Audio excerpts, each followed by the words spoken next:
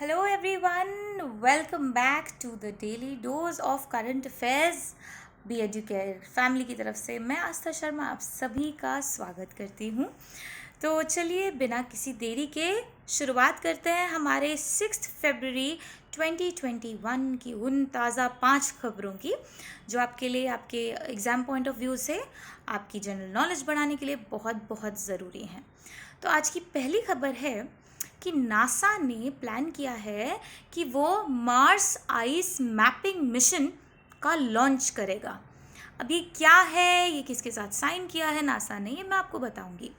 तो नासा ने एक स्टेटमेंट ऑफ इंटेंट साइन की है कैनेडियन स्पेस एजेंसी यानी CSA, Japan aerospace exploration agency यानी JAXA और इटालियन स्पेस एजेंसी ASI के साथ कोलैबोरेशन के लिए, इस मिशन के लिए।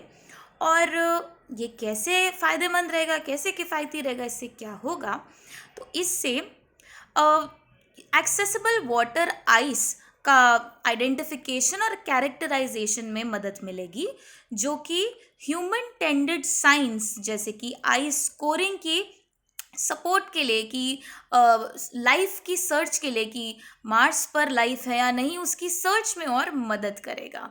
दूसरी चीज़ कि ये जो आइस मैपर होगा ये वाटर आइस रिसोर्सेज को भी मैप करेगा रेड प्लैनेट पे, बाद के ह्यूमन मिशंस के लिए, एक लॉन्गर पर्सपेक्टिव के लिए, लॉन्गर सरफेस एक्सपेडिशंस के लिए, और एक्सप्लोरेशन इंजीनियरिंग कंस्ट्रेंट्स में भी मदद करेगा, जैसे कि आगे चल के कोई रॉक और टेरेन हैजार्ड्स ना हो, तो इनके लिए ये मार्स आइस मैपिंग मिशन, ये सब चीज़ों का ऑब्जेक्टिव लेकर लॉन्च किया जा रहा है नासा की ओर से।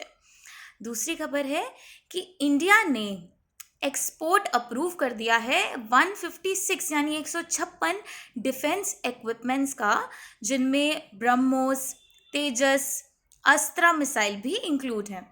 तो कुल मिलाकर 156 डिफेंस इक्विपमेंट्स अप्रूव हो चुके हैं for export by the government to boost its arms export to the friendly nations. Now, the Defense Production Export Promotion Policy 2020 के तहत जो यूनियन गवर्नमेंट है उसने it was looking after enhancing its defence exports.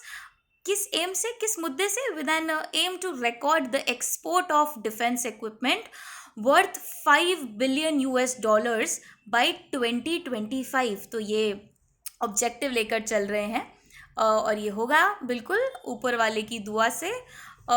तीसरी हमारी जो current affair है, तीसरा, कि इंडिया और भारत ने पहला joint working group meeting organise किया था। किस लिए? रिन्यूएबल एनर्जी के बारे में डिस्कस करने के लिए।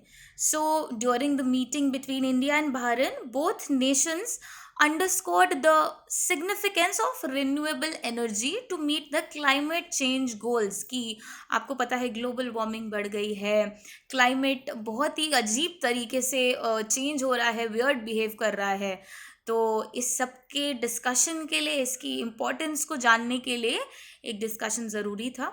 तो इंडिया और भारत ने ये डिस्कशन की। First joint working group meeting was held, और इस मीटिंग में जो भारतीय डेलीगेशन है वो president of sustainable energy authority, जिनका नाम आपको याद रखना है, जो है डॉक्टर अब्दुल हुसैन बिन अली मिर्ज़ा, और जो इंडिया की तरफ से थे joint secretary of ministry of new and renewable energy, इनका नाम भी याद रखना है, मिस्टर दिनेश दयानंद जगदाले। और जो एम्बेसडर है इंडिया के टू भारत, पीयूष श्रीवास्तव, इन्होंने भी पार्टिसिपेट किया था मीटिंग में, और एक मेमोरेंडम ऑफ अंडरस्टैंडिंग साइन हुआ था इंडिया और भारत के बीच में ये रिन्यूएबल एनर्जी की मीटिंग को लेकर। चौथा हमारा करंट अफेयर है कि गुजरात गवर्नमेंट एक इंडियन इंस्टीट्यूट ऑफ स्किल्स बनाएगा गांधीनगर में। सो इसमें कौन बनाएगा इस गवर्नमेंट में? So the labour and employment department of Gujarat will be setting up the institute in collaboration with the Tata group on a not for profit model.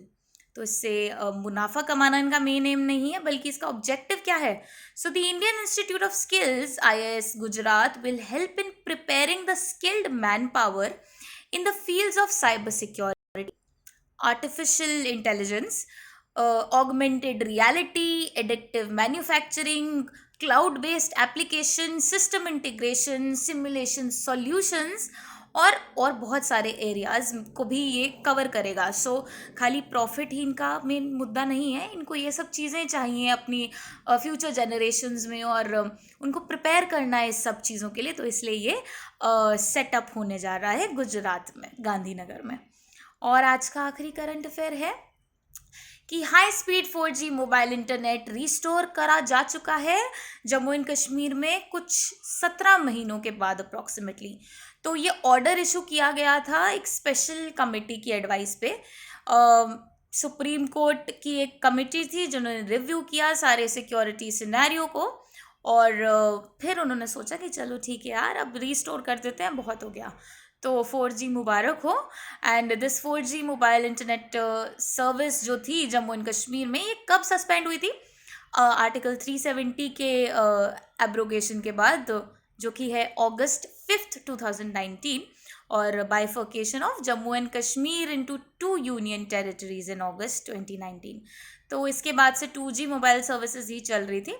तो अब 4G रिस्टोर कर दी गई हैं. तो yes, it is an important news. आपको पता होना चाहिए 370 धारा के बारे में, आपको पता होना चाहिए. और ये क्या चल रहा है देश और दुनिया में, मैंने पूरे टॉपिक्स कवर करने की कोशिश की है आपके लिए, और मैं उम्मीद करती हूँ कि आपने सब कुछ नोट डाउन कर लिया है, और आप रोज़ नोट डाउन करते जा रहे हैं. फिर वो जो आपकी डायरी प्रिपेयर हो जाएगी, उससे एकदम आप फटाफट से जब रिवाइज करेंगे तो यू विल बी प्रिपेयर्ड 100%, एकदम डट के एग्ज़ाम देंगे, and you will qualify with everybody's good wishes और अपना हार्ड वर्क.